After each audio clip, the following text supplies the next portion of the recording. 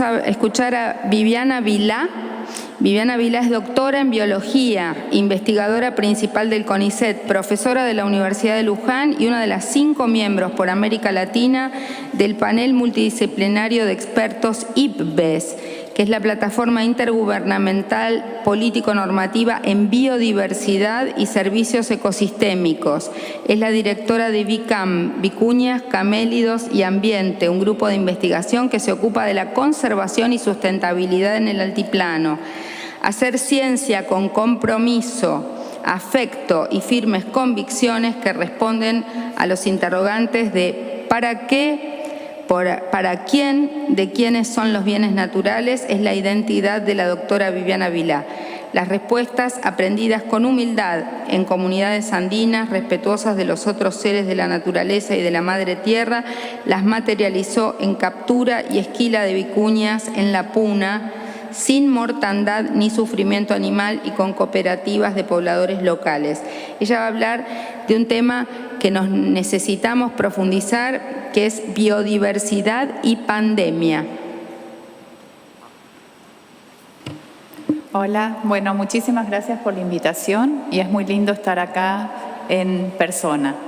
Bueno, yo tengo un PowerPoint que va a ir, digamos, poniendo en imagen muchas de las cosas que estoy diciendo, que voy a presentarles, y el PowerPoint empieza con el abrazo sororo y pegotón que tuvimos el año pasado todos nosotros cuando no sabíamos que este año no íbamos a poder estar tan cerca, tan juntas. Y eso se debe justamente a que hubo una pandemia. Y sobre la pandemia voy a hablar en función de un documento muy interesante que tienen varios de los científicos más importantes del mundo que se reunieron y que justamente lo compiló IPBES. Y justamente una de las cosas que dice este documento es que no hay un gran misterio sobre las causas de la pandemia, ¿no? Que las causas de la pandemia tienen que ver que son las mismas actividades humanas que impulsan el cambio climático y la pérdida de la biodiversidad. También hay un documento muy interesante de la Academia Nacional de Ciencias de Córdoba, que ha sido llevado a cabo por numerosos investigadores de Córdoba, especialmente a través de la doctora Sandra Díaz. Bueno, la siguiente.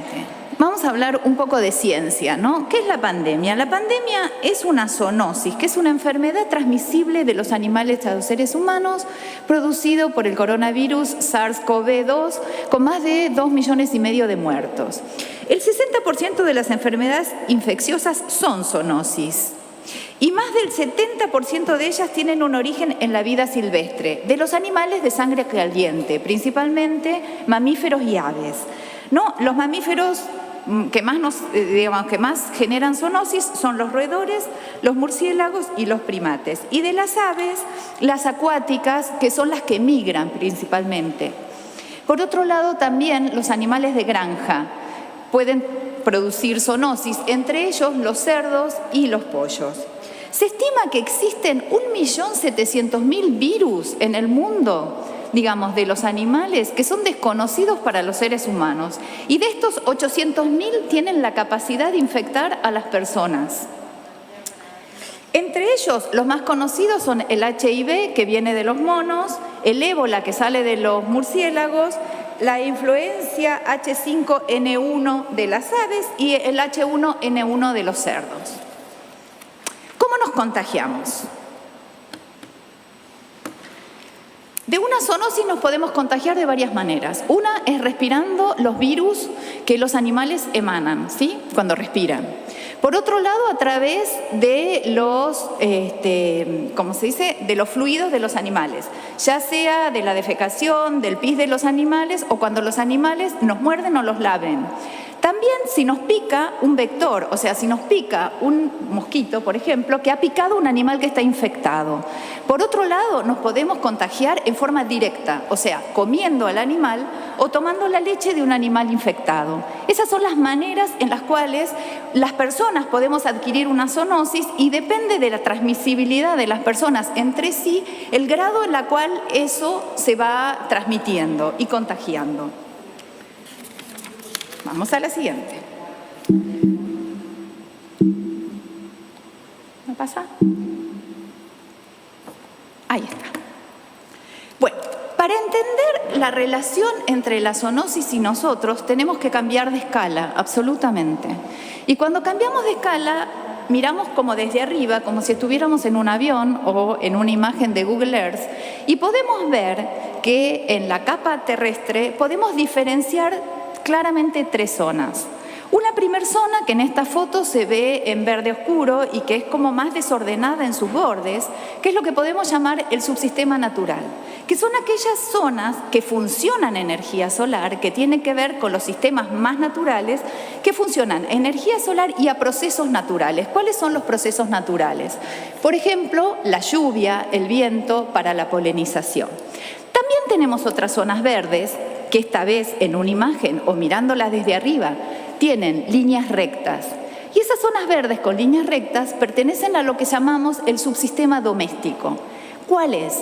Son aquellas plantaciones y donde se crían plantas y animales domésticos que principalmente también funcionan en energía solar, porque las plantas hacen fotosíntesis y los animales se las comen, pero esa energía solar está apoyada fuertemente por actividades humanas, ya sea del índole del trabajo, por ejemplo usando tractores, ya sea del índole química, metiendo fertilizantes, metiendo agrotóxicos, o inclusive en la cuestión del manejo genética en los propios manejos de las plantas y animales que tenemos ahí adentro.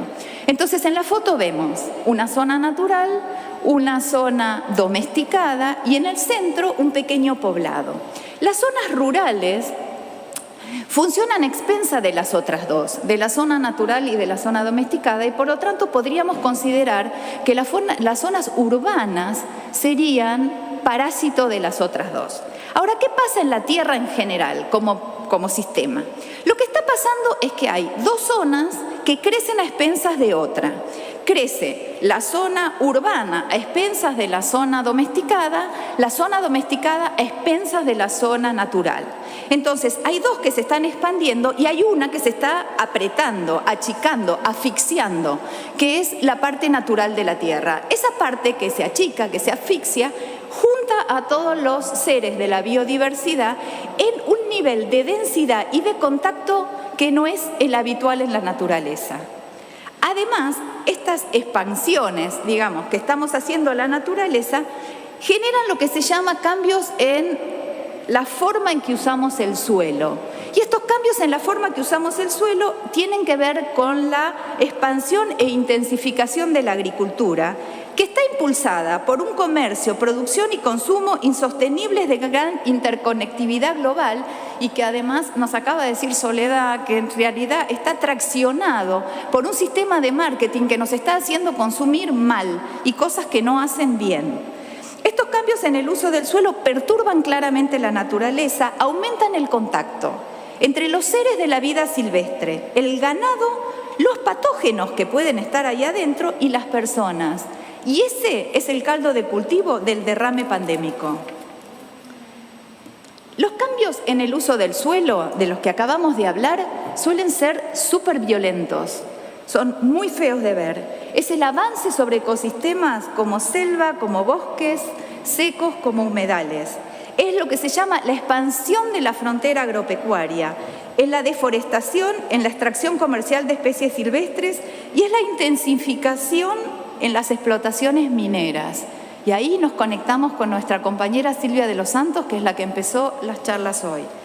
Además genera el establecimiento humano en áreas donde se avanza y por lo tanto contacto con la biodiversidad que puede transmitir zoonosis, ¿no?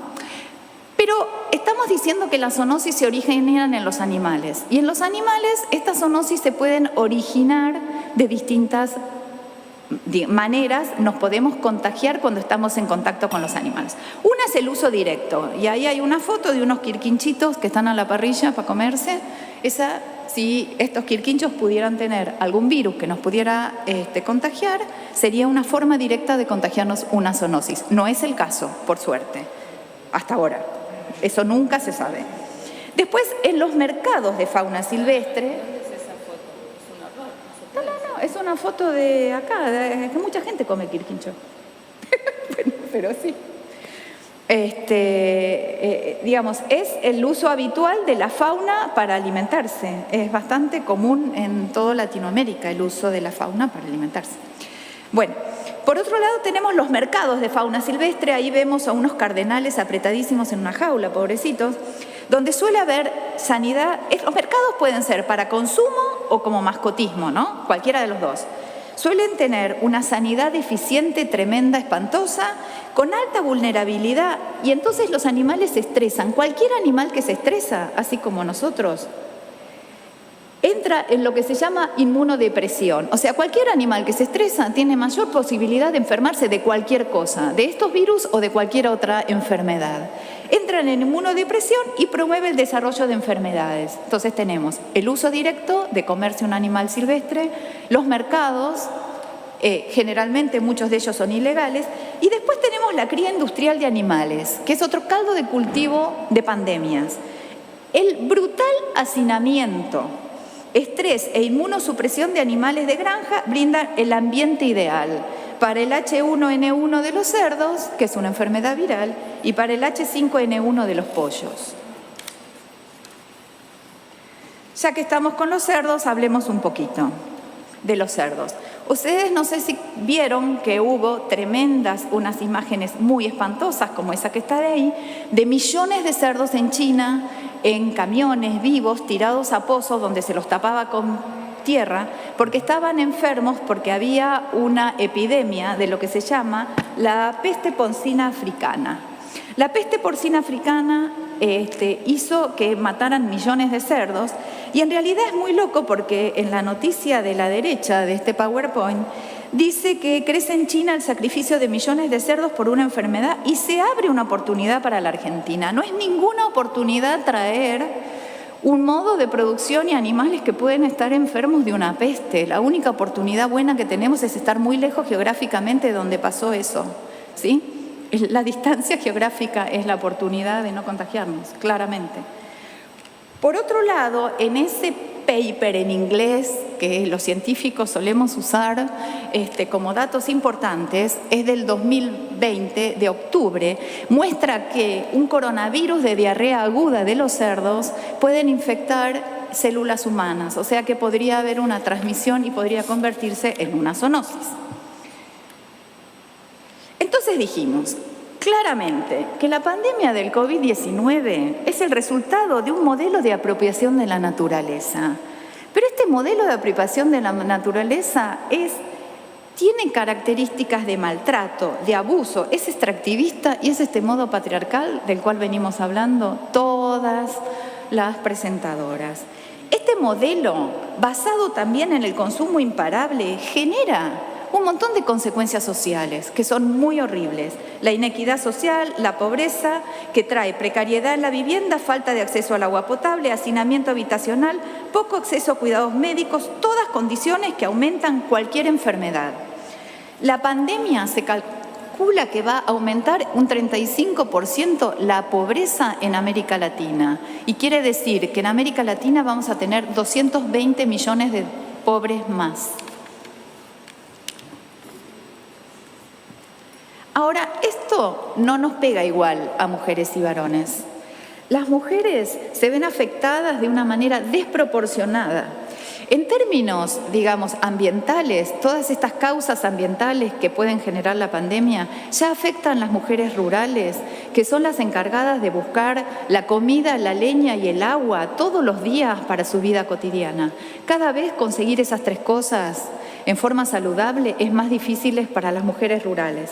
Por otro lado, las mujeres son el 70% de las trabajadoras sociales y de sanidad.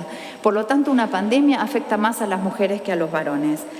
La pandemia intensifica todas las desigualdades que ya se venían viviendo, entre ellas la discriminación a la que se enfrentan las mujeres, el abuso doméstico y la violencia de género. Las docentes principalmente son mujeres y muchas están dando clases presenciales sin vacunas al día de hoy.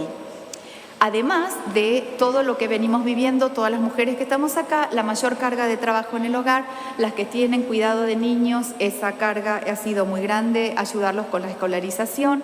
Y para las mujeres científicas y académicas también nos ha traído bastantes problemas que son particulares. A ver, ¿cómo podemos encarar el tema de una pandemia? Desde un solo lugar, un lugar muy lindo, hermoso, holístico y al que deberíamos apuntar, que es la situación de lo que se llama una sola salud. Una sola salud infiere que la salud del ecosistema, la salud de los animales silvestres, la salud de los animales domésticos y la salud de las personas están tan íntimamente relacionadas que no hay manera de entrar a una sin tocar todas las otras. O sea, no hay manera de tener salud en los seres humanos si no hay salud ecosistémica de la biodiversidad silvestre y de los animales domésticos que nos rodean. Y entonces la única manera de encarar una concepción así, como que es la concepción de una sola salud, es desde el punto de vista interdisciplinario. Y ahí nos tenemos que zambullir. La medicina humana, las veterinarias, los biólogos, las ciencias ambientales, las ciencias sociales, la economía, la ecología y la política, todos juntos analizando y pensando un nuevo modo superador de cómo venimos haciendo las cosas en forma fraccionada. La biodiversidad también nos da alternativas muy interesantes para poder superar este tema del COVID. Y en particular hay dos especies que yo amo profundamente, los caballos y los camélidos, las llamas, que nos están ayudando con terapéuticas que tienen que ver con esta enfermedad. Ambos, digamos, especies de animales, caballos y llamas, tienen como algo en común. A los dos se los infecta con una proteína del virus que no los enferma, pero que los hace fabricar un montón de anticuerpos. Luego se extrae, ahí se ve en la foto del caballo, se le está extrayendo sangre al caballo, se extrae sangre del caballo y de la llama, y se purifican los anticuerpos que después se usan en terapéuticas del COVID. Las llamas además tienen unos anticuerpos que los biólogos moleculares aman, que se llaman nanoanticuerpos, porque son unos anticuerpos súper chiquititos y con un montón de particularidades. Entonces acá tenemos dos ejemplos de la biodiversidad que nos están dando una mano con el COVID. Ahora, cuando hablamos de mujeres y situación de pandemia, entramos directamente en lo que tiene que ver con la ética del cuidado. Y cuando hablamos de ética de cuidado siempre hablamos de las mujeres y la idea es que no se trata de postular que es una naturaleza femenina específicamente cuidadosa, cuidadora, sino de constatar la existencia de una cultura en que no han hecho suya los varones, los hombres, y por lo tanto no ha sido parte de la vida pública, sino que ha sido considerada más bien un estorbo para los comportamientos públicos, el cuidado. Porque ahora también hay una economía feminista que pone influencia en la política macroeconómica y toma el costo del cuidado que tiene poca influencia en la política macroeconómica y que toma en cuenta el costo del cuidado y permea en políticas sociales. Hay un decrecimiento económico que se propone y que tiene que ver con que para sostener económicamente este planeta, esto es incompatible con el modo en el que estamos consumiendo. Es necesario el decrecimiento en algunas áreas. Bueno, la economía del cuidado o el cuidado puede llegar a un grado extremo al martirio, que es el caso de Berta Cáceres, ¿sí? Que Berta Cáceres, ¿qué decía? Decía, dar la vida de múltiples formas por la defensa de los ríos es dar la vida para el bien de la humanidad y de este planeta. Ahora vamos a ver que hay algunos proyectos que son potencialmente pandémicos en la Argentina. Una de las cuestiones, como dijimos antes, es el corrimiento de la frontera agropecuaria, ¿sí? Y las noticias no son alentadoras. A pesar de la cuarentena, en la Argentina se deforestaron más hectáreas de bosques nativos que el año pasado. Por otro lado, ya vimos que para la frontera agropecuaria se ha generado un trigo transgénico que es resistente a la sequía y que por lo tanto avanza con la frontera agropecuaria en zonas donde el clima seco lo impedía. Y además ese trigo es resistente al glufosinato de amonio, que es un veneno más poderoso que el glifosato. Por otro lado, como vieron ahí a la izquierda, hay proyectos de desarrollo de megagranjas porcinas y ya lo aclaramos antes, es una situación que puede ser pandémica. Muchos de estos proyectos, así como en la foto, están dirigidos principalmente por varones. Ahora, ¿qué dicen? ¿Cuáles serían algunas soluciones? Bueno, IPBES propone un panel, un consejo intergubernamental para la prevención de pandemias para abordar los factores de riesgo, incluida la deforestación y el comercio de vida silvestre, y propone impuestos a las actividades de alto riesgo pandémico. Por otro lado, hay un montón de normas ambientales vigentes que son muy buenas en nuestro país y lo que habría que hacer es garantizar el fortalecimiento de las mismas y que las políticas postpandémicas sean políticas que propendan a la sustentabilidad. Tenemos una herramienta hermosa que nació en diciembre del año pasado y que todavía está como muy nueva, y es la Ley Yolanda. Yolanda Ortiz, que es esa mujer de rojo que está ahí en el medio, dirigió y presidió el Comité para el Desarrollo Sustentable de las Montañas de Argentina durante muchos años, del cual yo formo parte y estoy ahí. Y fue la primer secretaria de Ambiente de la Argentina y una de las primeras de América Latina, en 1973, cuando Perón era presidente de este país. Era química y encaró el tema de ambiente desde una forma novedosa. Esta ley Yolanda, me quedan dos, nada más. Esta ley Yolanda, que está sancionada en diciembre, lo que pretende es garantizar la formación integral en ambiente con perspectiva de desarrollo sostenible y con especial énfasis en cambio climático para las personas que se desempeñen en la función pública. Y antes dijimos que los varones no han hecho suya la cultura del cuidado y por lo mismo no ha sido parte de la vida pública, sino que ha sido considerada más bien un estorbo para los comportamientos públicos. Así que acá viene la ley Yolanda a llenar este bache y a ayudarnos. Y esta ley dice también, y esta ley dice también que se debe garantizar la participación de instituciones científicas especializadas en la materia como de la sociedad civil y sus organizaciones en el marco del proceso de confección de los lineamientos generales establecidos en el artículo. Y que además estos lineamientos deben incluir información referida al cambio climático, a la protección de la biodiversidad y los ecosistemas, a la eficiencia energética y a las energías renovables, a la economía circular y al desarrollo sostenible. Está bueno. Ya está. Esta es la última. Yolanda decía, para hacer una política ambiental hay que romper con la lógica individualista. En el mundo entero se dan los problemas económicos y ecológicos. Y entonces no hay salida mientras no profundicemos y nos pongamos de acuerdo, porque son temas que tienen que ver con el destino del ser humano. Y Berta Cáceres decía, la madre tierra militarizada, cercada, envenenada, donde se violan sistemáticamente derechos elementales, nos exige actuar. Construyamos entonces sociedades capaces de coexistir de manera justa, digna y por la vida. Juntémonos y sigamos con la esperanza, defendiendo y cuidando la sangre de la tierra y sus espíritus. Bueno, esto era...